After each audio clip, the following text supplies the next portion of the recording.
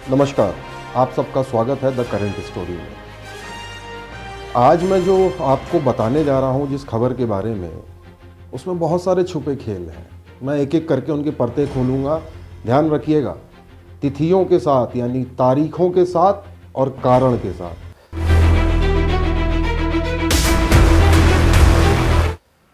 आपके या हमारे घर में कोई शादी ब्याह रिश्तेदारों के यहाँ भी होते हैं, हमें आपको जाना होता है या परिवार के साथ हॉलीडे ट्रिप। कैसे जाते हैं? ट्रेन में टिकट बुक करा के या फ्लाइट में टिकट बुक करा के।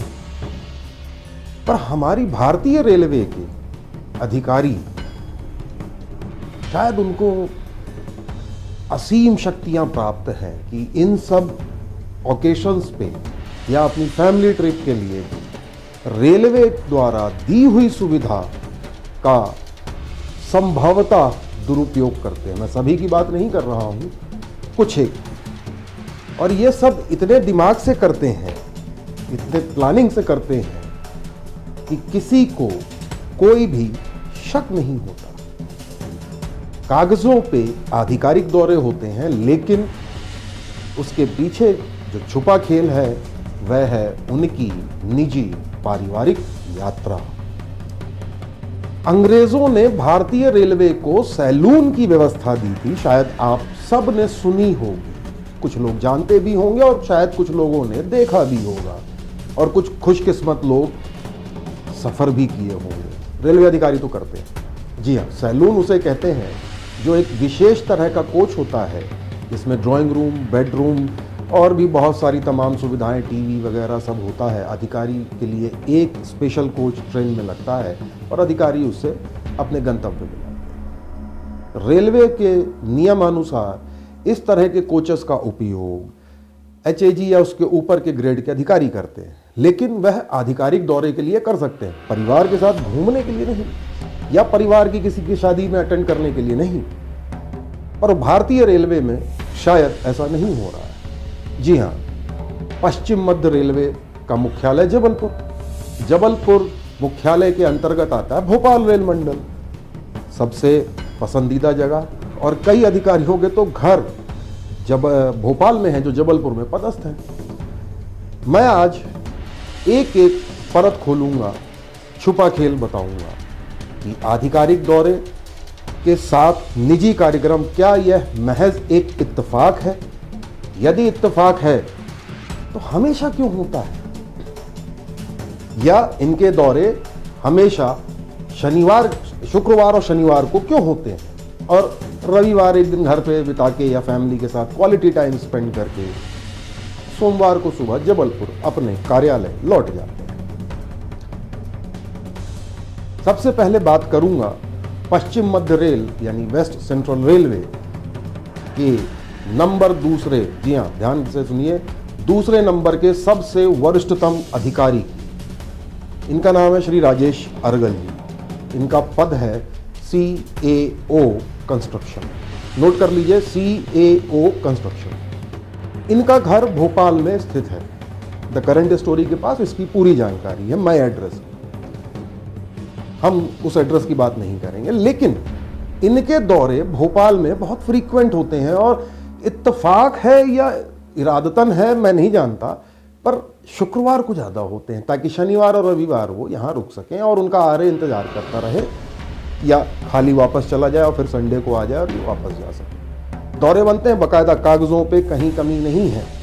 9 नवंबर को आरे नंबर 0399, जी हाँ, इससे भोपाल पहुंचे जबलपुर से चल के। 10 नवंबर को उनका आरे खाली वापस जबलपुर चला गया। तब तक वो भोपाल में ही थे, वापस नहीं गए। 15 नवंबर को एक खाली आरे वही वाला वापस जबलपुर से भोपाल आता है, और 16 नवंबर को यही आरे में साहब राजेश अर्गल साहब CAOC बैठकर दोबारा जबलपुर चले जाते हैं। ट्रेन नंबर था 02854 यानी अमरकंटक एक्सप्रेस, आप सब जानते हैं। अब इन्हीं साहब की दोबारा बात कर लो। इनका आगमन दिसंबर में पुनः भोपाल रेल मंडल हुआ, कार्य आधिकारिक था। डेट पे ध्यान दीजिएगा, 5 दिसंबर को अमरकंटक एक्सप्रेस से इनका अराइवल हुआ। आरे यानी सैलून, ये भोपाल उतरे और 5 को ही यही आरे वापस यानी सैलून जबलपुर चला गया। ठीक है साहब। फिर ये 9 तारीख को उनको लेने के लिए विशेषकर एक सैलून जबलपुर से भोपाल आया और 10 तारीख को यानी दिसंबर 2020 को 10 दिसंबर 2020 को यह पुनः अमरकंटक एक्सप्रेस में सैलून लगा और ये वापस जबलपुर रवाना। तारीख पर ध्यान दीजिएगा, 5 दिसंबर को आए और 10 दिसंबर को चले गए। इतने दिन कौन सी ऑफिस की मीटिंग थी मैं भी नहीं जानता। आप कैलेंडर चेक करिए, कहीं सैटरडे संडे तो नहीं था। खैर कैलेंडर मत चेक करिए, मैं बताता हूं। भोपाल रेल मंडल के अधीन नर्मदा रेलवे क्लब, जी हाँ नर्मदा रेलवे क्लब में शायद एक शादी थी, संभवतः 7 या 8 दिसंबर को। वह शादी इन साहब के बड़े भाई के बेटे की थी। ये भी मौजूद थे वहां पे। बड़े भाई के बेटे की शादी है, आधिकारिक दौरा भी है साहब, इसको निजी मत समझिए। चलिए, आपको लगता है आधिकारिक है, कोई बात नहीं। अब मैं अगले पे आता हूं। यह 7 जनवरी को पुनः भोपाल आगमन हुआ। कुछ आधिकारिक काम थे, शायद मंत्रालय में मीटिंग थी कुछ रेलवे ट्रैक की क्लियरेंस को लेके फॉरेस्ट डिपार्टमेंट से। 7 को आए, मीटिंग हुई। 8 को शायद मीटिंग थी। 9 और 10 2 दिन आ रहा। 10 को ये वापस गए। इनका आरे यानी सैलून हबीबगंज की वीआईपी साइडिंग में बकायदा खड़ा था, आप देख सकते हैं, फोटो भी दिखा रहा हूं। ये उन्हीं का आरे है। 10 तारीख को ये वापस गए। 9 तारीख को क्या था, शायद सैटरडे था, सैटरडे रेलवे की छुट्टी होती है। 10 को ये पुनः वापस जबलपुर पहुंच गए संडे के दिन। पहले इनका प्लान 10 को शाम को था अमरकंटक से जाने का, लेकिन इन्हीं कारणोंवश उसको सुबह कर दिया गया। क्यों कर दिया गया, वह रेलवे का ऑपरेटिंग डिपार्टमेंट ज़्यादा बेहतर जवाब दे सकता है। साहब घर पे रुके या सैलून में मैं नहीं जानता, पर सवाल यह है कि विलासिता के उपयोग की हद है। ऐसे बहुत सारे मिलेंगे उदाहरण, मैं और भी आपको आगे बताऊंगा। अब बात करते हैं तबादला। आपका ट्रांसफ़र होता होगा, सरकारी अधिकारी हैं, प्राइवेट वालों का भी होता है। ट्रांसफ़र में आप क्या करते हैं, सामान शिफ्ट करते हैं, एक ट्रांसपोर्टर बुक करते हैं, पैकर्स एंड मूवर्स, और चले जाते हैं। पर रेलवे में कुछ अधिकारी ऐसे हैं जो ये सामान बाकायदा सैलून में लेके जाते हैं। हालांकि इसके कोई प्रमाण नहीं है, क्योंकि आधिकारिक तौर पे वह दौरा था। पश्चिम मध्य रेलवे के तत्कालीन COM, चीफ ऑपरेटिंग मैनेजर यानी ऑपरेशंस के सबसे बड़े वरिष्ठतम अधिकारी, उनका ट्रांसफ़र हुआ, श्री मुकुल जैन जी का। तबादले के बाद इनको मुंबई जाना था। इन्होंने 1 जनवरी को एक आरे बुक किया। कागज़ों पे यह किसी और के नाम पे था, जो डिप्टी COM FOIS के नाम पे बुक हुआ। वह आरे महानगरी एक्सप्रेस में जबलपुर में लगा और अगले दिन मुंबई पहुंच गया सैलून। ऐसा नहीं है कि सिर्फ COM या CAO कंस्ट्रक्शन ही इस फहरिस्त में है, और भी अधिकारी हैं। पश्चिम मध्य रेलवे के PFA कार्तिक चौहान, इनके बारे में बता देता हूँ। 3 दिसंबर 2020 को ये ओवरनाइट से इनका अराइवल हुआ। ट्रेन नंबर था 2292, इनका सैलून लगा था उस ट्रेन में। और 6 दिसंबर को श्रीधाम से वापस गया। 3, 4, 5, 6 4 दिन कौन सी मीटिंग थी, कागज़ देख लीजिए, शायद मीटिंग मिल जाए। और शनिवार रविवार था क्या उस दिन, देखिएगा। इनके बाद है CFTM WCR RD मीना साहब। इनका भी बड़ा दिलचस्प किस्सा है। क्षेत्राधिकार इनका पश्चिम मध्य रेलवे है, जिसमें कोटा रेल मंडल, भोपाल रेल मंडल और जबलपुर रेल मंडल आता है। चलिए, इनका सैलून निकला 7 जनवरी को जबलपुर से सवाई माधोपुर गए। 8 जनवरी को कोटा से इनका सैलून उज्जैन आया। फिर 9 जनवरी को जबलपुर रवाना हुआ। सवाल उठता है, उज्जैन पश्चिम मध्य रेलवे यानी WCR के क्षेत्राधिकार के अंतर्गत नहीं आता। फिर साहब उज्जैन का दौरा आधिकारिक था। भगवान महाकाल दया करें, कृपा करें, आशीर्वाद दें। ऐसा नहीं है कि अकेले पश्चिम मध्य रेलवे के अधिकारी सैलून का उपयोग करते हैं या दुरुपयोग करते हैं। रेलवे बोर्ड या वहाँ बैठे अधिकारी या समकक्ष अधिकारी भी अपने सैलून की सुविधाओं का बाकायदा उपयोग करते हैं। भोपाल में घर है एक अधिकारी का, जो रेलवे के RDSO लखनऊ में पदस्थ है। बहुत सीनियर पोस्ट होती है, DG RDSO है। नाम है मुकेश निगम। इनका निवास स्थान अरेरा कॉलोनी में है। और यह 29 नवंबर 2020 को पुष्पक से सैलून से आए और 30 नवंबर को वापस गए। मीटिंग थी, कागज़ पे तो थी, घर भी गए, अच्छी बात है, कोई बात नहीं। आज मैंने आपको कुछ नाम बताए, कुछ अधिकारियों की डेट बताई, इन्होंने सैलून का उपयोग किया। वह सदुपयोग है या दुरुपयोग है तो जांच का विषय है, पर कागजों में साहब उपयोग ही है। सवाल उठता है कि इसकी जांच कौन करेगा? इतने बड़े अधिकारी, इनके ऊपर वाले करेंगे या नहीं? शायद नहीं। क्यों? क्योंकि हिंदुस्तान में समर्थ को नहीं दोष गुसाई। हमारा यह प्रयास एपिसोड कैसा लगा आप ज़रूर बताइएगा। आपको एक बात और बता दूं, अगला एपिसोड देखना न भूलें। उस एपिसोड में हम आपको दिखाएंगे कैसे एक अधिकारी आधिकारिक टूर पे सपरिवार मियाँ बीवी बच्चों समेत पहुंचे भोपाल, सांची के दर्शन किए, गाड़ी नंबर के साथ एक्सक्लूसिव फुटेज भी दिखाऊंगा। ज़रूर देखिएगा द करंट स्टोरी का छुपा खेल। सवाल वही, समृद्ध को नहीं दोष गुसाई, क्या रेलवे में यह कहावत चरितार्थ है? यह दोहा सही है? कौन जांच करेगा? एक बात और ध्यान रखिएगा, ये जो सैलून है इसकी शिफ्टिंग अकेले हबीबगंज से भोपाल स्टेशन या भोपाल स्टेशन से हबीबगंज में तकरीबन 4 से 5 लाख रुपए का रेलवे का खर्च आता है, क्योंकि ट्रेन कई बार वो हबीबगंज उतरते हैं और बैठते भोपाल से हैं, या भोपाल उतरते हैं बैठते हबीबगंज से। खैर जो भी है, इसको भी बताऊंगा अगले एपिसोड में। तब तक देखते रहिए द करंट स्टोरी। नमस्कार। Good evening, hello everyone, welcome to the current story. I am Pravesh Gautam. Well, today when I went to the market to purchase some grocery items, the owner of that retail outlet, Amit, aged around 30 years, he was little curious about the Supreme Court's judgment on farmer agitation being held there in Delhi border. He was curious. He asked me, considering me a media person, why only Punjab, Haryana farmers are protesting? Why not the protest here is in Madhya Pradesh? The question was quite obvious and probably many of you might be thinking the same way. Well, as far as my knowledge, which I replied to that owner of that retail outlet, Mr. Amit, I replied only one thing. There's a difference, farming and only farming. The farmers of the Punjab and Haryana, all those who are protesting there in the Delhi borders, their livelihood, yes, their source of livelihood is only farming. Whereas if Madhya Pradesh, I'll talk about Madhya Pradesh, 60+% population depends on agriculture, that is farming. But yes, one thing to be noted, the farmers of Madhya Pradesh are not the only farmers. They have some separate business also for their livelihood. So the answer to this question is farming and only farming. Please comment. If you really like this video, please comment your opinion on the same. I'll come back soon. Thank you very much. Keep watching The Current Story.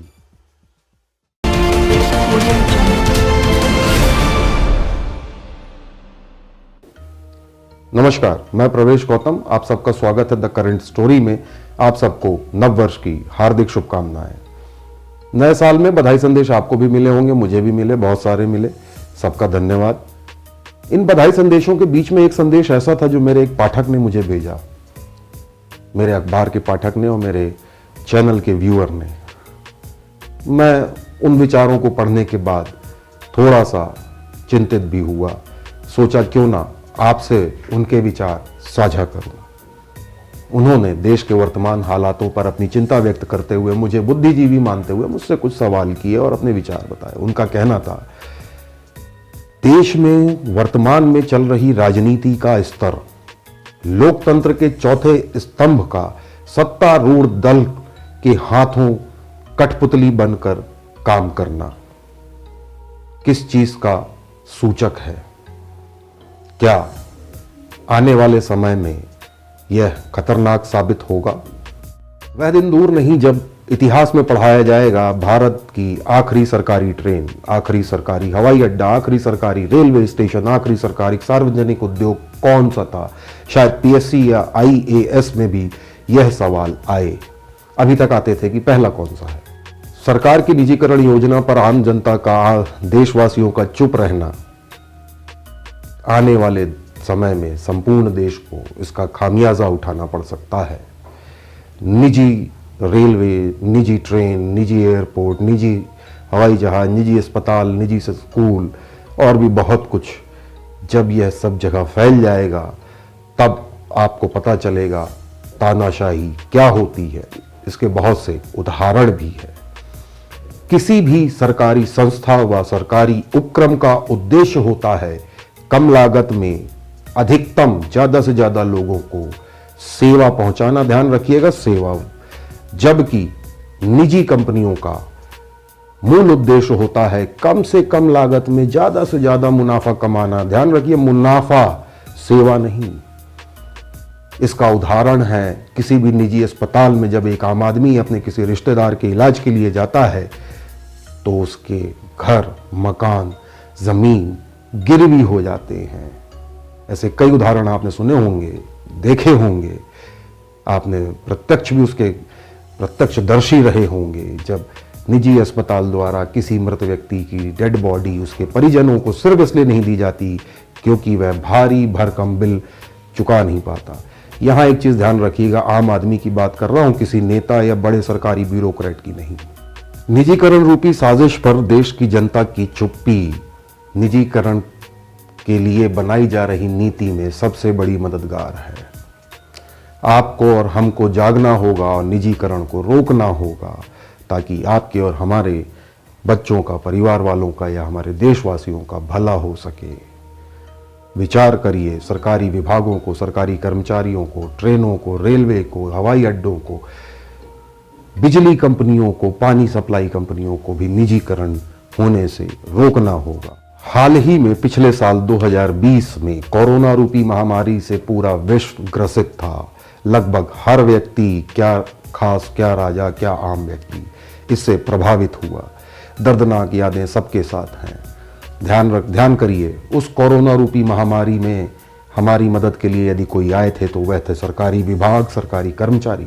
उदाहरण स्वरूप नगर निगम के सफाई कर्मी, सरकारी doctor, सरकारी nurses, police वाले और भी कई। निजी कंपनियां नहीं दिखी थी। यह इसका जीवंत उदाहरण है निजीकरण के कितने नुकसान हैं। किसी भी सत्तारूढ़ दल या राजनीतिक पार्टी से अपने मूलभूत अधिकारों व सुविधाओं के लिए आवाज उठाते हैं या उनकी नीतियों का विरोध करते हैं, जैसे शिक्षा, बेरोजगारी, स्वास्थ्य, सड़कें, पानी, बिजली, तो आप राष्ट्रद्रोही कहलाते हैं। इस डर से आवाज भी नहीं उठाते। ध्यान रखिए, आवाज न उठाने से आप दास प्रथा की ओर अग्रसर हैं, बाद में तानाशाही। जी हां, हाल ही में दिल्ली में किसानों का 40 दिन से आंदोलन चल रहा है। सरकार बात करती है लेकिन अड़ी हुई है, निष्ठुरता की हद। बारिश, ठंड में किसान वहां डटे हुए हैं। 30 से ज्यादा किसानों ने अपनी जान गंवाई है, बावजूद उसके सरकार चुप है। यहां तक कि खालिस्तानी, पाकिस्तानी, उग्रवादी और पता नहीं क्या क्या टुकड़े टुकड़े गैंग जैसे नाम देकर इस आंदोलन को सरकार ने बदनाम करने की पूरी कोशिश की। जी हां, जिसमें लोकतंत्र के चौथे स्तंभ ने भी, सबने नहीं कुछ ने, संपूर्ण पूरे तल्लीनता से साथ दिया। यह ध्यान रखिए, निजीकरण के लिए जब सरकार अड़िग हो जाती है तब जनता की सुविधाओं और उनके फायदे के बारे में सोचना छोड़ देती है। एक उदाहरण देता हूं, रेलवे स्टेशन जब निजी हाथों में जाता है तो सरकारी रेलवे स्टेशन पे 1 घंटे की पार्किंग शुल्क 5 से 10 रुपए होता है, जबकि वही प्राइवेट रेलवे स्टेशन पे 50 से 100 रुपए 1 घंटे का। ऐसे कई जीवंत उदाहरण हैं, आप खुद घूम सकते हैं। मेरे इस पाठक के कुछ सवालों पे या कुछ विचारों पे तो मैं कुछ कह नहीं सका, पर यह बात आप तक लाने का मन हुआ तो सोचा नए साल में क्यों ना आपसे बात की जाए। आपके विचार, आपकी राय हम तक जरूर पहुंचाए ताकि मैं अपने पाठक को कुछ जवाब दे सकूं। देखते रहिए the current story.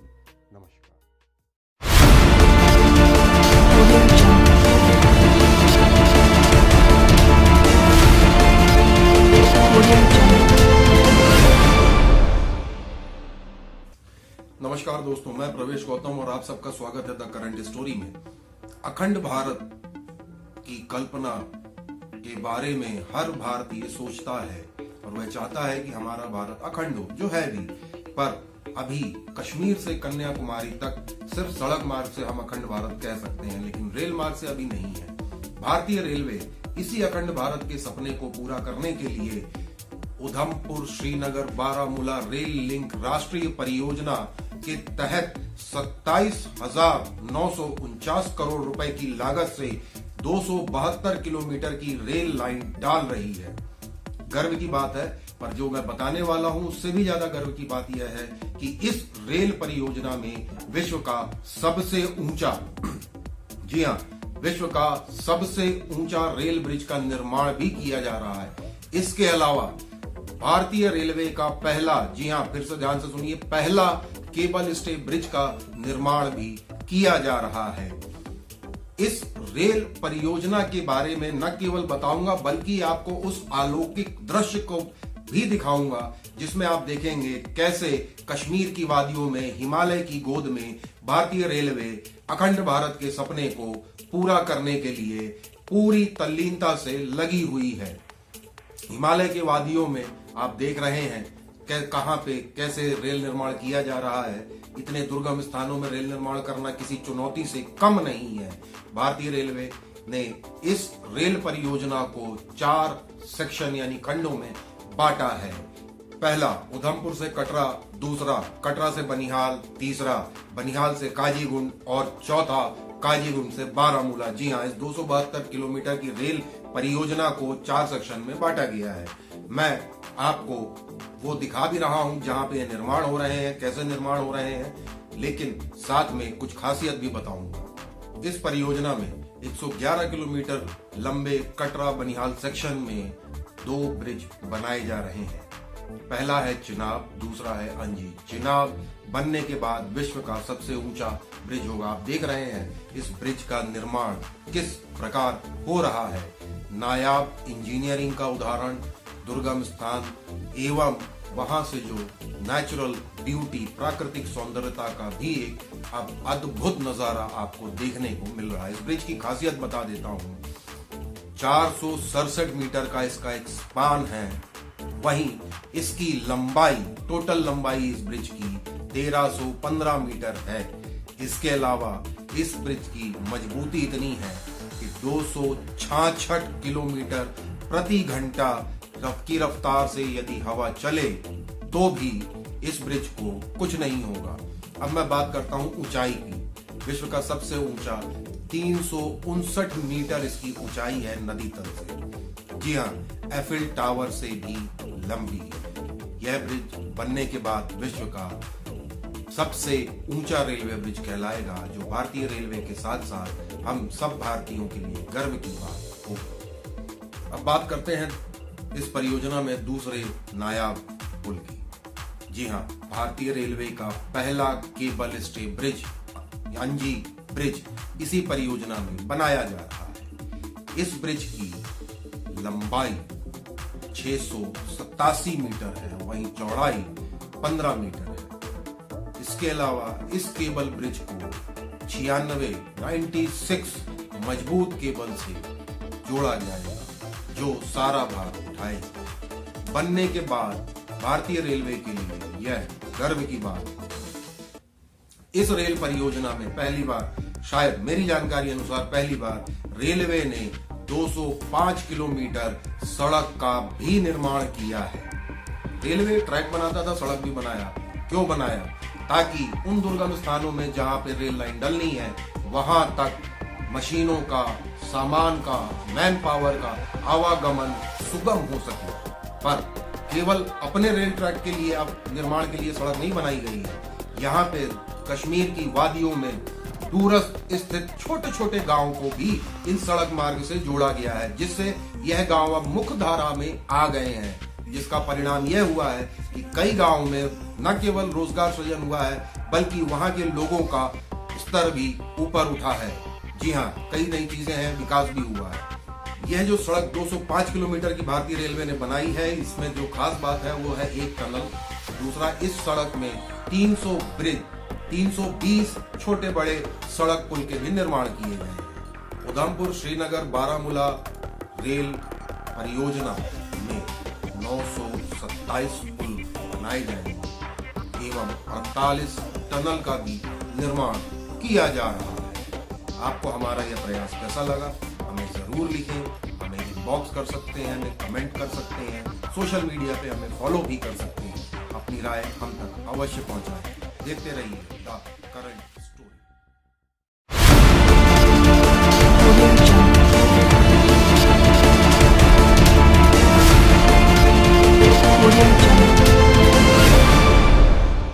Cyber fraud करने वाले जो आरोपी होते हैं, जो मुख्य चीज़ें अभी इस वक्त चलती रहती है, तो उनको बिंदु बना के फ्रॉड करते हैं। तो इसी तारतम्य में अभी चूंकि कोविड वैक्सीन आने की बात चल रही है, इसीलिए लोग कह रहे हैं कि चूंकि भारत की जनसंख्या 130 करोड़ के लगभग है और कोविड का पहला स्लॉट जो होगा लगभग 10 करोड़ वैक्सीन का होगा, इसके लिए आप जल्दी से जल्दी बुक कर लें, अन्यथा आप छूट जाएंगे। इसी तरह से हमारे पास जो एक कंप्लेंट आई है, उसमें उस फ्रॉड करने वाले ने उनसे कहा है कि आप प्री रजिस्ट्रेशन इसमें करवा लें, आप जल्दी रजिस्ट्रेशन करवाएंगे तो कम पैसे में आपका हो जाएगा, और अभी सिर्फ 500 रुपये दे दें, उसके बाद बाकी पैसा दे देंगे। तो जो हमारे यहाँ पर जिन्होंने कंप्लेंट करी है, चूंकि वो कॉलेज के छात्र थे, जागरूक थे, तो उन्होंने ये सब जानकारी जैसे उन्हें प्राप्त हुई, उन्होंने भोपाल पुलिस को बताया है।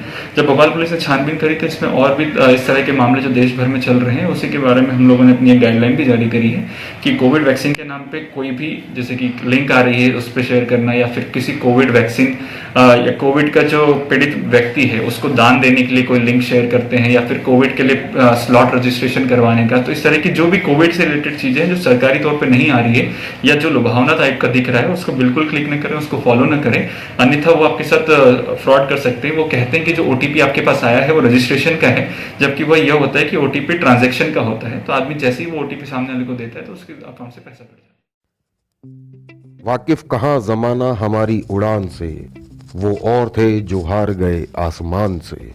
मध्य प्रदेश में पेट्रोल के भाव आसमान छू रहे हैं, पर शौक बड़ी चीज है साहब।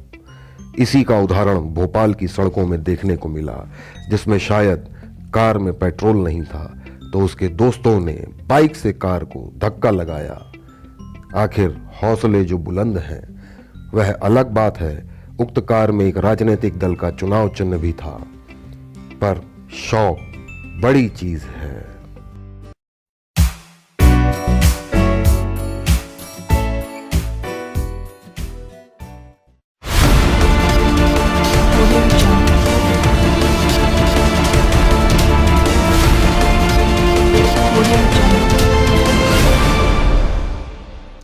नमस्कार, मैं हूं प्रवेश गौतम और आप सब देख रहे हैं द करंट स्टोरी।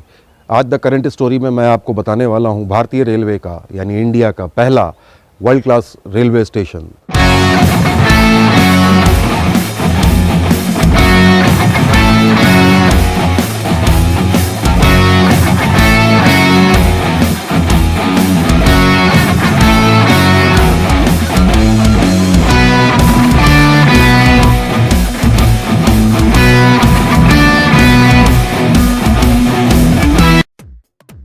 भोपाल स्थित हबीबगंज रेलवे स्टेशन को साल 2016 में वर्ल्ड क्लास रेलवे स्टेशन बनाने का फैसला लिया गया था।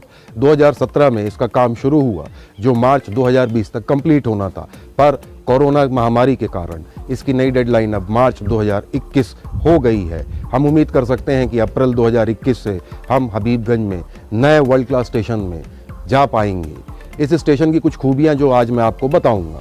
आप देख रहे हैं कैसे काम स्टार्ट हुआ, ये अलग अलग तरह की पिक्चर्स हैं, वीडियोस हैं। आपको समझ में आ रहा होगा ये कंस्ट्रक्शन कोई आसान कंस्ट्रक्शन नहीं था। इसमें जो सबसे महत्वपूर्ण बात है, स्टेशन बिल्डिंग जो कि रिडेवलप हो रही, जिसकी लागत टोटल लगभग 100 करोड़ रुपए के आसपास है। इसके अलावा अन्य कमर्शियल स्पेसेस भी डेवलप हो रहे हैं, जिसकी लागत तकरीबन 350 करोड़ है। यानी इस टोटल प्रोजेक्ट का कॉस्ट करीब 450 से 500 करोड़ के बीच आएगा। इस स्टेशन में 16,700 लगभग 16,700 स्क्वायर मीटर की बिल्डिंग बनेगी। इस क्षेत्रफल को यदि हम स्क्वायर फीट में कन्वर्ट करेंगे तो वो लगभग आता है 1,80,000 स्क्वायर फीट। काफ़ी बड़ा एरिया है। इसमें जो मेन एंट्रेंस की बिल्डिंग है, अकेले मैं यदि उसी की बात करूं तो इसी का एरिया जो नया बनेगा या बन रहा है उसका एरिया तकरीबन 5,500 स्क्वायर मीटर। इसी प्रकार यदि मैं पश्चिम साइड चला जाऊं यानी कि वेस्ट फेसिंग में, वह तकरीबन 6,500 स्क्वायर मीटर का एरिया है। इसके अलावा रिमेनिंग जो है एयर कॉन्कोर्स है, यानी कि ऊपर 5 प्लेटफॉर्म के ऊपर जो बनाया गया कॉन्कोर्स है वो इसका सबसे महत्वपूर्ण आकर्षण का केंद्र होगा जो बनाया जा रहा है। इसके अलावा इसकी जो एक और खासियत है, इसका जो स्ट्रक्चर है वो पूरा ग्लास से होगा, जो डोम जैसा दिखेगा, वो अलग ही लुभावना होगा। भीड़ ना हो स्टेशन में, इसके लिए दो तरह की व्यवस्थाएं की गई हैं। पहली, जो यात्री बाहर निकलेंगे, दूसरी जो यात्री अंदर जाएंगे। बाहर निकलने वाले यात्रियों के लिए अंडरपास बनाए गए हैं जो कि स्टेशन में प्लेटफॉर्म से नीचे से होते हुए सीधे बाहर आ जाएंगे। वहीं जिनको ट्रेन पकड़नी है स्टेशन से, वह एयर कॉन्कोर्स यानी ऊपर से चढ़ के अपने गंतव्य प्लेटफॉर्म पे जा सकते हैं। इसके अलावा इस स्टेशन बिल्डिंग को बनाने के लिए विशेष तौर पे ध्यान रखा गया है कि यदि आग जैसा कोई हादसा हो जाए तो पूरी स्टेशन बिल्डिंग तकरीबन 4 से 5 मिनट में खाली की जा सकती है। ये बड़ी बात है। एक बात और, यह स्टेशन रिडेवलपमेंट का काम भोपाल का बंसल ग्रुप कर रहा है। 3 साल पहले हम सिर्फ कागजों में देखते थे, आप अभी देख रहे हैं कैसे निर्माण हो रहा है। पिछले 2 सालों में कैसे कैसे उसमें परिवर्तन आए, उन परिवर्तनों को हमने आपको दिखाने का प्रयास किया है। इस बिल्डिंग की एक और ख़ास बात है कि यह पूरी ग्रीन बिल्डिंग होगी। जी हाँ, पूरी ग्रीन बिल्डिंग जो LED लाइटिंग से होगी, यानी कि पर्यावरण को भी ध्यान में रख के यह बिल्डिंग बनाई जा रही है। इसी प्रकार इस पूरी बिल्डिंग में जब ये स्टेशन कंप्लीट बन जाएगा तो तकरीबन 300 कार यानी 4 व्हीलर्स की पार्किंग की व्यवस्था होगी। इसके अलावा तकरीबन 900 2 व्हीलर्स, जी हाँ 900 2 व्हीलर्स की पार्किंग की व्यवस्था भी होगी। यानी कि काफ़ी बड़ी मात्रा में गाड़ी खड़ी करने की व्यवस्था होगी जो वर्तमान में अभी उतनी नहीं है। इसके अलावा इसमें अलग अलग तरह से सुविधाएं भी मिलेंगी, जिसमें आपको कई ब्रांडेड कैफेटेरियाज भी मिलेंगे, जैसे एयरपोर्ट में आपको मिलते हैं। कुछ शॉप्स भी होंगी, यानी कि एयरपोर्ट की तर्ज पे इस स्टेशन का निर्माण किया जा रहा है। बंसल ग्रुप के इस स्टेशन को बनाने वाले प्रोजेक्ट मैनेजर अबू आसिफ के मुताबिक मार्च 2021 तक उनका प्लेटफॉर्म का काम और स्टेशन बिल्डिंग का काम लगभग पूरा हो जाएगा और अप्रैल से लोगों को हवाई अड्डों की तरह, जी हाँ हवाई अड्डों की तरह अंतर्राष्ट्रीय स्तर पे सुविधाएं मिलने लगेंगी।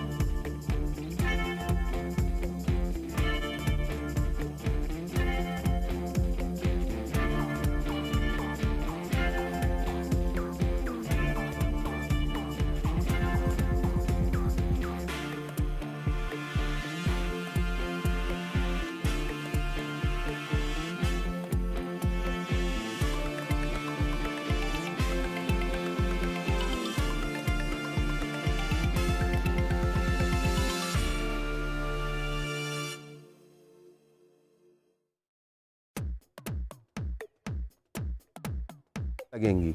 एक बात जो और सबसे महत्वपूर्ण है मैं आपको बताना चाहता हूं, वह यह है कि इस स्टेशन की परिकल्पना जर्मनी के हाइडलबर्ग स्टेशन के तौर पे की गई है। हाइडलबर्ग स्टेशन को काफ़ी अच्छा माना जाता है, दुनिया में उसकी रैंकिंग भी काफ़ी बेहतर है। उसी की तर्ज पे यहाँ पे सुविधाएं डेवलप की जा रही हैं। जो रिटायरिंग रूम होंगे उनकी क्षमता भी बढ़ाई जा रही है। हर प्लेटफॉर्म पे टॉयलेट्स भी होंगे, साफ़ सफाई का ध्यान भी रखा जाएगा। स्टाफ के लिए अलग और वेल मेंटेन्ड रूम और रेस्ट रूम्स बनाए जा रहे हैं, जिसमें टीटी या लोको पायलट जैसे रेलवे के कर्मचारी आराम कर पाएंगे। इसके अलावा लोगों की सुविधाओं को ध्यान में रखते हुए विभिन्न बड़े ब्रांड्स के शोरूम भी उसमें खुलेंगे। आप उसमें शॉपिंग भी कर सकते हैं, कॉफ़ी भी पी सकते हैं। इसके अलावा अन्य जो भी वहाँ पे आपके मनोरंजन के लिए सुविधाएं उपलब्ध हो सकती हैं, वह सभी एयरपोर्ट की तर्ज पे उपलब्ध होंगी। आपको यह मैं ज़रूर बताना चाहता हूँ कि यह स्टेशन जो डेवलप हो रहा है, यह भारत का पहला स्टेशन है। इसके अलावा 2-3 स्टेशन और हैं जो वर्ल्ड क्लास की तर्ज पे बनाए जा रहे हैं, पर उम्मीद जताई जा रही है कि जो पहला स्टेशन लोगों को वर्ल्ड क्लास की तर्ज पे मिलेगा वह हबीबगंज भोपाल स्टेशन होगा। हम भोपाल वासियों सहित समस्त यात्रियों को इस नए स्टेशन बिल्डिंग की बेसब्री से इंतज़ार है। ये आप देख रहे हैं, निर्माण कोई आसान निर्माण नहीं था। इसका जो डोम बनाया गया वह अपने आप में इंजीनियरिंग के उच्च मापदंडों को ध्यान में रख के बनाया जा रहा है, जिसके ऊपर एक ग्लास का कवर होगा जो बहुत ही शानदार और सुंदर दिखेगा। हाल ही में कुछ पिछले साल रेल मंत्री ने भी इस स्टेशन का निरीक्षण किया था, तब भी उन्होंने ये बताया था कि ये जल्द से जल्द इस स्टेशन का काम पूरा हो जाए। वर्तमान में यहाँ पे 5 प्लेटफॉर्म संचालित होते हैं। इन प्लेटफॉर्मों से लगभग 90 गाड़ियों का संचालन होता है। उम्मीद जताई जा रही है जब ये वर्ल्ड क्लास स्टेशन पे की तर्ज पे तैयार हो जाएगा तब यहाँ ट्रेनों की संख्या को भी बढ़ाया जा सकता है। इसके अलावा स्टेशन से बाहर निकलने पे आपको स्पा, 5 स्टार होटल जैसी सुविधाएं भी मिलेंगी। वहीं स्टेशन के पूर्व साइड बन रही कमर्शियल बिल्डिंग में आपको लगभग हर ज़रूरत की चीज़ें वहाँ उपलब्ध होंगी। वहाँ ऑफिसेस स्पेसेस हैं जहाँ पे लोग अपने ऑफिस खोल सकते हैं। इसके अलावा वहाँ पे मॉल्स है, इसके अलावा वहाँ पे सिनेमा हॉल हैं, यानी कि मल्टीप्लेक्सेस भी खुलेंगे, रेस्टोरेंट्स भी खुलेंगे। यानी कि आप स्टेशन के बाहर निकलेंगे तो आपकी ज़रूरत की सारी चीज़ें, होटल भी होगा, सारी चीज़ें आपके आसपास हर तरह की सुविधाएँ मिलेंगी। इस स्टेशन को बनाते समय काफ़ी मेहनत करनी पड़ी है। हालांकि 4 महीने लॉकडाउन के समय यह काम जरूर प्रभावित हुआ, लेकिन प्रोजेक्ट मैनेजर अबू आसिफ के अनुसार उन्होंने इसको दोबारा पूरी गति से इसका निर्माण कार्य जुलाई से वापस शुरू कर दिया है। हम और आप यही उम्मीद कर सकते हैं आने वाले समय में अप्रैल में भोपाल को एयरपोर्ट की तर्ज पर विश्व स्तरीय रेलवे स्टेशन मिल जाएगा। आपको हमारा ये वीडियो कैसा लगा, हमारा प्रयास कैसा लगा, इसके लिए आप हमारे कमेंट बॉक्स में जाके हमें अपने कमेंट्स पोस्ट कर सकते हैं। सोशल मीडिया पे हमें फॉलो कर सकते हैं। आपकी कोई भी राय हम तक सीधे पहुंचाने के लिए ईमेल आईडी के माध्यम से हमें ईमेल भी कर सकते हैं।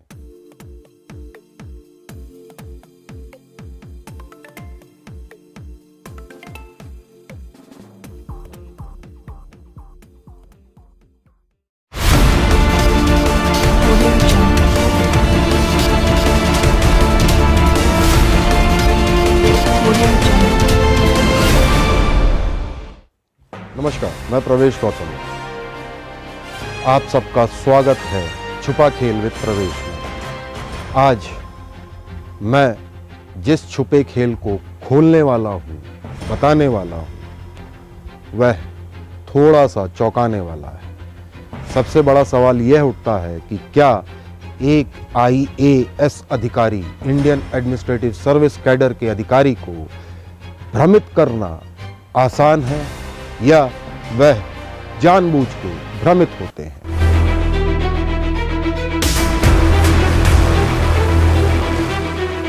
नमस्कार, मध्य क्षेत्र विद्युत वितरण कंपनी लिमिटेड यानी कि MPEB, जिसे हम MPEB के नाम से ज़्यादा जानते हैं, पहले उसका वही नाम था, उसके MD श्री विशेष गढ़पाले जी को क्या उनके मातहत कार्यरत अधिकारियों ने भ्रमित करने का प्रयास किया? यह पूरी जानकारी तथ्यों सहित आपको मैं दूंगा। किसी भी अधोसंरचना विकास के लिए यानी इंफ्रास्ट्रक्चर डेवलपमेंट के लिए अलग अलग एजेंसीज, अलग अलग कंपनीज, भारत शासन के केंद्र, राज्य शासन के विभाग जैसे national highway authority of India, PWD, MPRDC या इंडियन रेलवेज अपना कोई काम करते हैं, सड़क, पुल या नई रेलवे लाइन बिछाते हैं, तो अक्सर होता है कि उस जगह पे पहले से MPEB के पुराने बिजली के खंभे, तारे वगैरह हों, सब स्टेशन भी हो सकते हैं। ऐसी स्थिति में अधोसंरचना विकास करने वाली एजेंसी यानी कि नेशनल हाईवे हो सकती है, इंडियन रेलवे हो सकती है, कोई भी, वह MPEB से कहती है कि हमें यहाँ पे रोड बनानी है, रेलवे लाइन डालनी है, कृपया करके इसको अपनी जो बिजली के खंभे हैं उनको यहाँ से थोड़ा सा आगे पीछे कहीं कर लें, जो भी उस समय पॉसिबल हो। इसके लिए मध्य क्षेत्र विद्युत वितरण कंपनी लिमिटेड अपने अधिकारियों को निर्देशित करती है कि एक एस्टीमेट बनाइए और उस इंफ्रास्ट्रक्चर डेवलपमेंट कंपनी को दीजिए। यानी कि उदाहरण के स्वरूप यदि भारतीय रेलवे कोई ट्रैक बना रहा है, वहाँ से बिजली के तारों को और खंभों को हटाना है, तो मध्य क्षेत्र विद्युत वितरण कंपनी लिमिटेड एक एस्टीमेट देती है। इस तरीके से इन शर्तों पे ये पार्ट्स लेके आप एक लाइन को यहाँ से दूसरी जगह शिफ्ट कर सकते हैं और अपना काम कर सकते हैं। होता है ऐसा। पर इस एस्टीमेट बनाने में जो सबसे बड़ा खेल किया जाता है वह है स्पेयर पार्ट का। लाइन तो बन जाती है, इंफ्रास्ट्रक्चर डेवलपमेंट कंपनी बना के हैंडओवर भी कर देती है, लेकिन होता क्या है उसके बाद? इस एस्टीमेट में जो सबसे बड़ा खेल होता है स्पेयर पार्ट्स का। बिजली कंपनी स्पेयर पार्ट अतिरिक्त नहीं मांगती। क्यों नहीं मांगती, उस पर भी आऊँगा। ये पूरा O&M का खेल है। इसी मामले को लेके जब द करंट स्टोरी ने MD IAS श्री विशेष गढ़पाले जी से संपर्क किया, तो प्रारंभिक तौर पे उन्होंने इस बात पे सहमति जताई कि हाँ, एस्टीमेट में अतिरिक्त स्पेयर पार्ट मांगना उचित है, क्योंकि बिना पैसा लगाए, बिना किसी अतिरिक्त मेहनत के उनके स्टोर्स में स्पेयर पार्ट आ जाएगा। जो भी निर्माणाधीन एजेंसी है वह उसको देगी, क्योंकि ये इनकी शर्त है। ये स्पेयर पार्ट ब्रेकडाउन के समय कोई भी प्राकृतिक आपदा आती है, लाइन टूटती है, तो कम से कम MPEB अपने स्टोर से वो पार्ट लेके उसको रिप्लेस कर सकती है। यानी डाउन टाइम यानी उसको रिपेयर करने का समय बचेगा। दूसरा जो जुगाड़ करते हैं, तार छील के जोड़ देना या कुछ भी XYZ, वह करने की नौबत नहीं आएगी। पर ऐसा नहीं होता है। मामले को लेकर जब द करंट स्टोरी ने MD विशेष गढ़पाले जी से बात की तो प्रारंभिक उन्होंने सहमति दिखाई।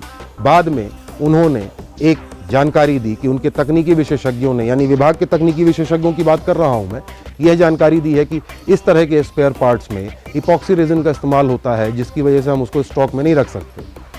चौंकाने वाला जवाब था द करंट स्टोरी ने। मैंने खुद ने उस पर इन्वेस्टिगेट किया, मैन्युफैक्चरर जो उस तरह के स्पेयर पार्ट बनाता है उनसे संपर्क किया, तो यह बात सामने आई कि इस तरह के स्पेयर पार्ट्स में कोई भी इपॉक्सी रेजिन का इस्तेमाल नहीं होता। चौंकाने वाली बात है। फिर इस मामले को लेके MD विशेष गढ़पाले जी से द करंट स्टोरी ने संपर्क किया। तब उन्होंने सलाह दी, आप हमारे तकनीकी विशेषज्ञ यानी तत्कालीन टेक्निकल डायरेक्टर श्रीवास्तव जी से संपर्क करें। हम उन द करंट स्टोरी वहाँ भी गया। वहाँ उन्होंने जब श्रीवास्तव जी से बात हुई तो उन्होंने कहा इसमें इपॉक्सी रेजिन होता है। हमने सवाल किया कि कौन से इपॉक्सी रेजिन होते हैं, कंपाउंड्स क्या होते हैं, आप कुछ जानकारी दीजिए। उस वक्त तकनीकी डायरेक्टर जो काफ़ी अनुभवी व्यक्ति हैं, ज्ञान में भी और काम में भी, उन्होंने कहा इसकी एग्जैक्ट जानकारी तो नहीं, पर कुछ तो होता है, पर ये कुछ क्या है ये उनको नहीं पता था। बहरहाल उनसे हुई चर्चा की जब बारी हमने MD विशेष गढ़पाले जी तक पहुंचाने की कोशिश की तो विशेष गढ़पाले जी ने इस पूरी मीटिंग के मिनट्स को पूरी तरह से, शायद बोल रहा हूँ, पूरी तरह से नज़रअंदाज कर दिया। क्यों कर दिया ये नहीं मालूम, पर एक बात निश्चित तौर पे सामने निकल के आई कि तकनीकी विशेषज्ञों ने पहले MD IAS को भ्रमित करने का प्रयास किया। क्यों किया? इसके पीछे का छुपा खेल होता है O&M यानी ऑपरेशन एंड मेंटेनेंस। जब भी बिजली विभाग की, बिजली कंपनी की कोई लाइन टूटती है या अंधेरा होता है, कुछ होता है, तो उसको रिपेयर करने के लिए वही लोग आते हैं, वही लोग काम करते हैं। इमरजेंसी यानी जब लाइन टूट जाती है, इमरजेंसी में लाइन को चार्ज करने के लिए, दोबारा रिस्टोर करने के लिए उनके पास असीमित पावर आ जाती है, यानी तुरंत कोई भी स्पेयर पार्ट खरीदने की पावर। उस समय कम अर्जेंट में चीज़ें खरीदी जाती हैं जो शायद महंगी भी होती हैं। हो सकता है 10 रुपए की चीज़ 50 में खरीदी जाए। पर यदि बिजली कंपनी अपने नीतियों में यह बदलाव कर ले कि एस्टीमेट में अतिरिक्त स्पेयर पार्ट्स की मांग कर ले, तो शायद ब्रेकडाउन के समय उनको परेशान होने की ज़रूरत नहीं पड़ेगी। इस बात को लेके जब तकनीकी विशेषज्ञ यानी टेक्निकल डायरेक्टर तत्कालीन श्रीवास्तव जी से द करंट स्टोरी ने चर्चा की, तब उन्होंने यह कहा कि हाँ, स्पेयर पार्ट हमें माना उन्होंने कि ये स्पेयर पार्ट हमें रखना चाहिए, हम देखेंगे, टेंडर मंगाएंगे, उसको खरीदेंगे। सवाल ये उठता है, जो स्पेयर पार्ट फ्री में आपको मिल सकते हैं उसके लिए अतिरिक्त पैसा क्यों? ये पूरा खेल बजट का है और कुछ विशेष वेस्टेड इंटरेस्ट का है। वह क्या वेस्टेड इंटरेस्ट है इसको मुझे बताने की जरूरत नहीं है, आप स्वयं समझदार हैं। पर इस पूरे मामले में द करंट स्टोरी ने पूरी पड़ताल की है, मैन्युफैक्चरर से बात की, MD से बात की और अन्य लोगों से भी बात की। खबर भी देख रहे हैं आप, नतीजा कुछ नहीं निकला, यथास्थिति बरकरार है, यानी ब्रेकडाउन के समय इमरजेंसी में महंगे पार्ट खरीदे जाएंगे। MD साहब क्यों इंटरेस्ट नहीं ले रहे? वह उनका अपना लुकआउट है, उनका अपना डिस्क्रिशनरी पावर है कि उनको मीडिया की दी हुई सलाह, नीतियों के अनुसार नीतियों में बदलाव करने हैं या नहीं करने हैं। पर एक सवाल ज़रूर खड़ा होता है जो बेहद गंभीर है, क्या तकनीकी विभागों में मुखिया के पद पे नॉन टेक्निकल हेड को बैठाना उचित है? वैसे इसके पहले भी कई नॉन टेक्निकल लोग बैठे हैं जिन्होंने अच्छा काम किया है, यह भी अच्छा काम कर रहे हैं, पर इस तरह के जब उदाहरण सामने आते हैं तो संशय होना लाजमी है।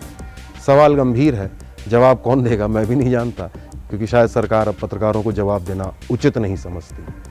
हमारा प्रयास कैसा लगा आपको, इस बारे में हमें ज़रूर बताएं, कमेंट बॉक्स में जाके कमेंट भी करें। नमस्कार।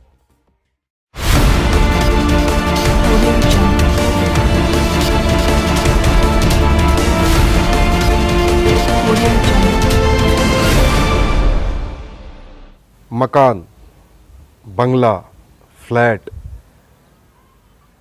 यदि कोई आपके घर आता है तो सबसे पहले कुछ देखता है तो आपके घर का रंग रोगन कैसा है, रंग कैसी है, चमक। उस चमक और उस रंग रोगन को देख के ही एक अंदाज़ा लगाया जा सकता है कि उस घर में रहने वाले लोगों का व्यक्तित्व कैसा है। जी हाँ, पुताई, वाइट वॉशिंग, पेंटिंग, ये बहुत इंपॉर्टेंट चीज़ होती है। आप और हम अपने घर में करते वक्त इन चीज़ों का ध्यान रखते हैं। इसी से जुड़ा सरकारी महकमे में घोटाला है, पुताई घोटाला।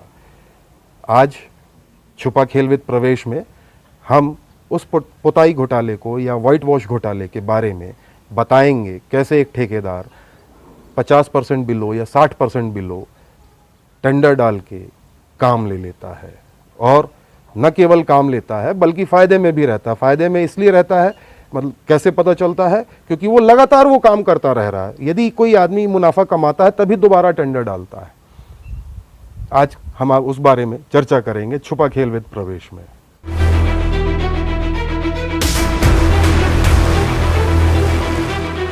आपने काफ़ी सुना होगा, भ्रष्टाचार होते हैं, घोटाले होते हैं, समाचार चैनलों में देखा होगा, अखबारों में पढ़ा होगा, या सोशल मीडिया पे भी आते हैं। आज मैं कुछ ऐसे ही जो पीडब्ल्यूडी जैसे विभाग हैं उनमें होने वाले पुताई घोटाले के बारे में बताऊंगा, उसके पीछे के छुपे खेल के बारे में आपसे चर्चा करूंगा।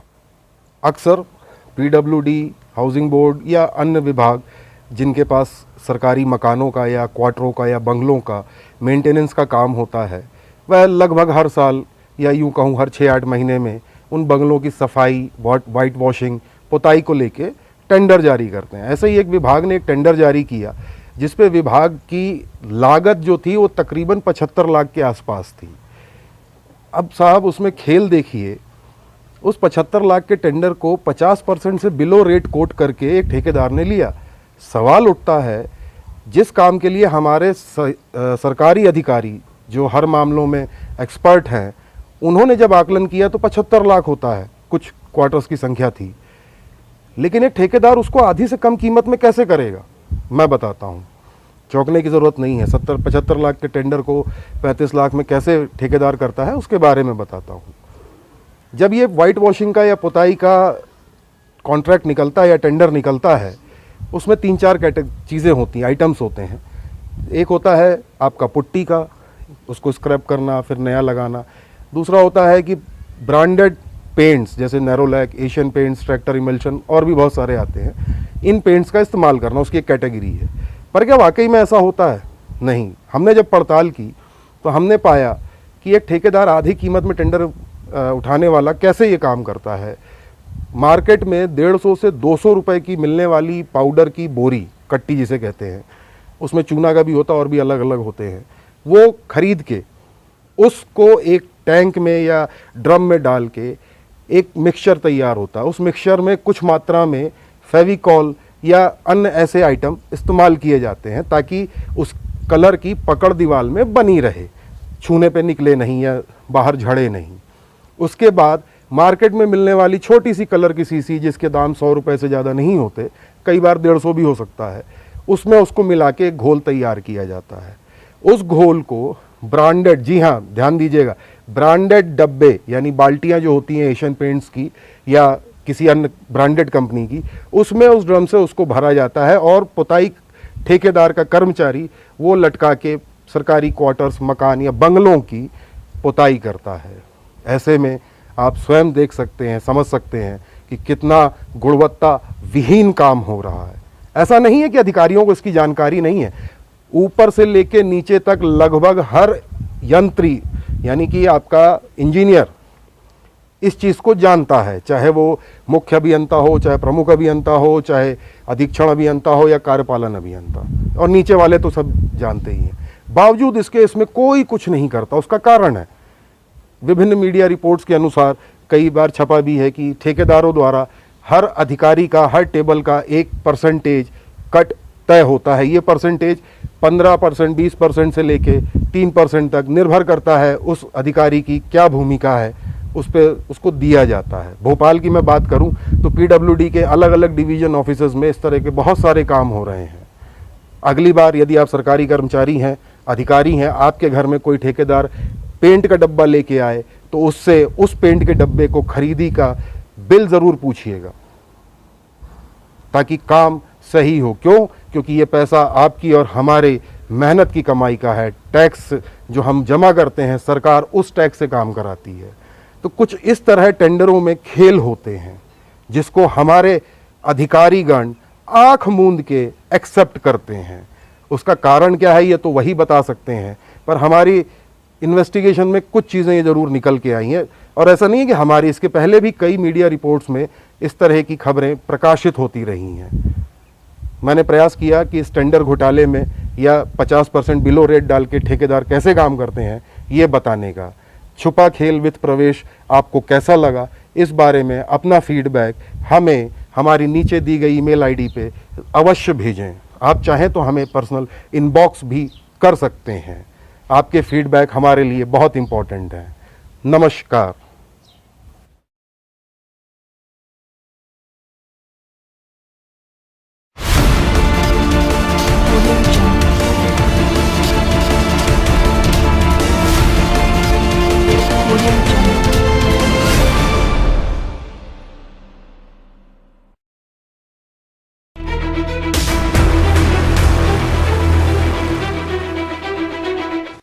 नमस्कार, आप देख रहे हैं छुपा खेल विद प्रवेश। आज मैं बात करूंगा सरकार की एक योजना की, पुनर्वास योजना। आपने सुना होगा, बाढ़ पीड़ितों को, डूब प्रभावित क्षेत्र में जो लोग हैं उनको, उनके लिए ऐसी बहुत सारी पुनर्वास योजनाएं आती हैं। पर आज मैं जो चर्चा करने जा रहा हूं वो अपने आप में बड़ी मज़ेदार और गंभीर योजना भी है। जी हाँ, मैं बात करने जा रहा हूँ बुढ़ाऊ पुनर्वास योजना की। ये नाम मेरा नहीं दिया हुआ, ये नाम एक वरिष्ठ एक्टिविस्ट द्वारा सुझाया गया है। बुढ़ाऊ पुनर्वास योजना क्या है? हमारे शासकीय कर्मचारी अधिकारी रिटायरमेंट के बाद दोबारा पुनः नौकरी के लिए आवेदन करते हैं और उनका चयन अच्छे और मलाईदार पदों पे हो जाता है। इस योजना को बुढ़ाऊ पुनर्वास योजना कहा गया। हालांकि सरकार की अपनी एक मजबूरी होती है कि दोबारा वापस उनको हायर करना, पर यह अपने आप में बड़ा गंभीर है। हालांकि इसमें कुछ बातें ऐसी हैं जो सोचने को मजबूर करती हैं कि आखिर ऐसी क्या मजबूरी है कि हमें रिटायर्ड आदमियों के कर्मचारियों की ज़रूरत पड़ती है। क्या हमारे युवा या जो मौजूदा कर्मचारी या अधिकारी हैं या इंजीनियर्स हैं, क्या वो काबिल नहीं हैं? ऐसा नहीं है कि ये कांग्रेस या बीजेपी की कोई योजना है, पर ये दोनों ही सरकारों में बाकायदा चली आ रही है। अभी तक ये मंत्रालय या बड़े मलाईदार विभागों में हुआ करती थी। हाल ही में उसका पदार्पण हमारे भोपाल नगर निगम में हुआ, जहां एक इंजीनियर को रिटायरमेंट के बाद पुनः संविदा पे शायद दोबारा नौकरी दे दी और पद भी अच्छा खासा दिया, मुख्य अभियंता प्रभारी। क्या नगर निगम में कोई भी काबिल अधिकारी या कर्मचारी नहीं था? इसमें शासक प्रशासक जो भी जिम्मेदार अधिकारी, उनका कहना है कि उपलब्ध नहीं थे अनुभवी इंजीनियर, इस वजह से उनको दी गई। ये व्यवस्था को सुचारू रूप से चलाने के लिए किया गया। मंत्रालय में भी ऐसे हुए हैं। हमारे मुख्यमंत्री के खासम खास कुछ अधिकारी जो रिटायरमेंट के बाद सालों साल तक बने रहे, इस कार्यकाल में नहीं, इसके पहले वाले कार्यकाल में और उसके पहले वाले कार्यकाल में भी ऐसे कई हैं। उदाहरण यदि आप देखेंगे तो मंत्रालय में बहुत है, खासतौर से ब्यूरोक्रेट्स में। अब ये इंजीनियरों में भी आने लगा, खासतौर से मुख्य अभियंता, इस टाइप से। ऐसा नहीं है कि इनमें कोई योग्यता नहीं होती है, लेकिन कुछ विशेष योग्यताएं होती हैं इस पुनर्वास योजना का हितग्राही बनने के लिए। वह विशेष योग्यताएं क्या हैं बुढ़ाऊ पुनर्वास योजना की, ये मैं आपसे चर्चा करूंगा एक छोटे से ब्रेक के बाद। एस्ट्रोलॉजर नीलम भार्गव, शुभ रंग, दिन, रंग, माह, अक्षर परामर्श, वास्तु, फेंग शुई, हस्तरेखा, कुंडली निर्माण एवं सभी प्रकार की समस्याओं के लिए आज ही संपर्क करें। स्वागत है आपका। अभी आपने देखा ज्योतिषाचार, ज्योतिष विज्ञान है अपने आप में, इसके बहुत अच्छे फल मिलते हैं। चलिए, मैं बात कर रहा था कि कौन सी विशेष योग्यताएं हैं जो आप में होनी चाहिए ताकि बुढ़ाऊ पुनर्वास योजना का आपको लाभ मिल सके, आप उसके हितग्राही बन सकें। उसमें सर्वप्रथम आता है कि किसी एक बड़े नेता, कोई भी पॉलिटिकल नेता को अपना गॉडफादर बनाइए और उस गॉडफादर के लिए पूरी निष्ठा के साथ समर्पित हो जाइए। निष्ठा में कमी नहीं लाइएगा, वरना दिक्कत हो सकती है। दूसरा, आपके विरुद्ध विभिन्न जांच एजेंसियों में भ्रष्टाचार के कई मामले लंबित होना आवश्यक है। अब वो जांच एजेंसियों में चिंता मत करिए, शिकायतें जाती हैं, पड़ी रहती हैं ठंडे बस्ते में, किसी की हुई तो हुई, नहीं तो कोई बात नहीं। इसके खुलासे तब होते हैं जब आपके रिटायरमेंट के बाद कोई केंद्रीय एजेंसी सीबीआई या ईडी या इनकम टैक्स जैसी एजेंसीज रेड करती हैं। अभी हाल ही में भोपाल में हमारे यहाँ रेड हुई है, उसमें कई लोगों के नाम गोपनीय तरीके से आ रहे हैं। हालांकि चलिए, तीसरा एक इसमें बहुत इंपॉर्टेंट योग्यता आपको होनी चाहिए, वो ये है कि आप आरटीआई के कानून का मजाक उड़ाते रहें। दस्तावेज मत दीजिएगा, आवेदन आते रहते हैं, अपील में जाइए, देखा जाएगा आवेदक कितना सीरियस है। ये 3 योग्यताएं बहुत आवश्यक हैं बुढ़ाऊ पुनर्वास योजना के हितग्राही बनने के लिए। केंद्र सरकार ने तो बकायदा एक नाम दिया था, री इंगेजमेंट ऑफ रिटायर्ड एम्प्लॉयज, इस योजना को उसमें लिया जाता था। मेरा एक सवाल है, क्या सरकारी सिस्टम में कोई योग्य कर्मचारी अधिकारी नहीं रह गया जो रिटायर्ड एम्प्लॉयज को लेते हैं? ऐसा नहीं है कि सारे एम्प्लॉयज कोई काम के नहीं हैं या विशेष योग्यता वाले होते हैं, उनमें कुछ जेन्युइन भी होते हैं, ईमानदार भी होते हैं, जिनको वाकई में ज़रूरत होती है लोगों के लिए, आम जनता के लिए वापस नौकरी पर रखना। पर सब नहीं होते, 90% ऐसे नहीं होते। अब ये तो गंभीर प्रश्न है कि आखिर ऐसा क्यों है, क्यों हो रहा है। पर मैं अपने युवा कर्मचारियों से, अधिकारियों से निवेदन करूंगा, इस योजना के हितग्राही बनने के लिए प्रयास अभी से शुरू कर दीजिए यदि आपका रिटायरमेंट बाद में है तो साहब ये छुपा खेल होता है जो किसी को नहीं पता होता कि क्यों ऐसा हुआ। सवाल गंभीर है, हम तो पूछेंगे, नेता इसका जवाब नहीं देंगे, चिंता मत करिए, कांग्रेस हो या भाजपा, आप सवाल पूछेंगे तो सवाल के जवाब में सवाल दाग दिए जाएंगे, लेकिन जवाब नहीं मिलेगा। यकीन ना हो तो पूछिए किसी नेता से, कल भाजपा में जो रैली हुई सिंधिया जी में, उसमें सोशल डिस्टेंसिंग के नियमों की धज्जियां उड़ाई गई। सवाल पूछिएगा, हम पूछते हैं तो हमें कांग्रेस की उदाहरण दिए जाते हैं। खैर ये एक अलग मुद्दा है। बुढ़ाऊ पुनर्वास योजना के आप हितग्राही बने, इसके लिए समस्त कर्मचारी और अधिकारियों को मेरी हार्दिक शुभकामनाएं हैं। आप देख रहे थे छुपा खेल विद प्रवेश। धन्यवाद।